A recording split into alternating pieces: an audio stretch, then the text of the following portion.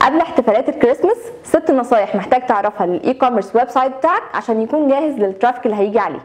اول حاجه هتحتاج تاخد بالك منها ومحتاج ان انت تراجعها هي سرعه الويب سايت بتاعك، لان 47% من الناس لما بتيجي تدخل على الويب سايت بتستنى البيج تعمل لودنج في ثانيتين، لو طلع اكتر من كده هتلاقيهم بيخرجوا بسرعه من الويب سايت بتاعك. جوجل بيج سبيد انسايتس هتديك بعض النصايح اللي انت تعملها عشان تسرع الويب سايت بتاعك، زي ان انت تعمل اوبتمايزيشن للايمجز بتاعتك او تعمل كلير للبراوزر كاش الموجود عندك.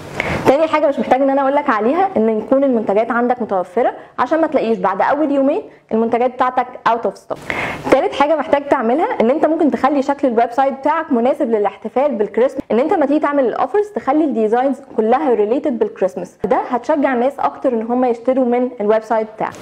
رابع حاجه ما تنساش ان الخطوات الكتير ان هو يوصل للتشيك اوت ويعمل الدفعه بتاعك على الويب سايت ممكن تخليه يزهق في نص ويبدا يخرج من الويب سايت، فحاول تخلي على قد ما تقدر صفحات التشيك اوت قصيره وبسيطه. خامس حاجه مهم جدا تتاكد ان الموبايل اكسبيرينس بتاعتك مظبوطه، بمعنى ايه؟ ان معظم الناس دلوقتي لما بتيجي تشتري اي حاجه بتبدا ان هي تدخل من خلال الموبايل، فحاول على قد ما تقدر ان تخلي الاكسبيرينس بتاعته سهله من غير ما يعمل زوم او سكرول كتير قوي على الموبايل عشان يوصل اللي هو محتاجه. سادس حاجه مهم جدا في المناسبات الفترات اللي بيكون ترافيك عالي جدا على الويب سايت عندك، ان انت تاخد بالك اكيد اليوزر او الفيزيتور اللي داخل دوت هيكون عنده اسئله زي تفاصيل اكتر عن البرودكت، ازاي ان انا اشتري المنتج بتاعي دوت، ايه طرق الاسترداد والاستبدال، طرق الدفع هتكون عامله ازاي، طيب الشحن بتاعي هيجي في وقت قد ايه. فحاول تخلي الاف اي كيو بيج دايما ابديتد باهم الاسئله واهم التعليمات او الارشادات اللي تسهل له كل التفاصيل اللي هو محتاجها، ده طبعا بجانب الكاستمر سبورت اللي انت بتعمله سواء من خلال الموبايل او من خلال الايميل او كمان من خلال المسجز او الشاتنج من خلال الويب سايت. بس اساسي يكون في صفحه معمول لها دايما ابديت بكل الاسئله الشائعه اللي الناس بتسالها لما تشتري البرودكت بتاعك.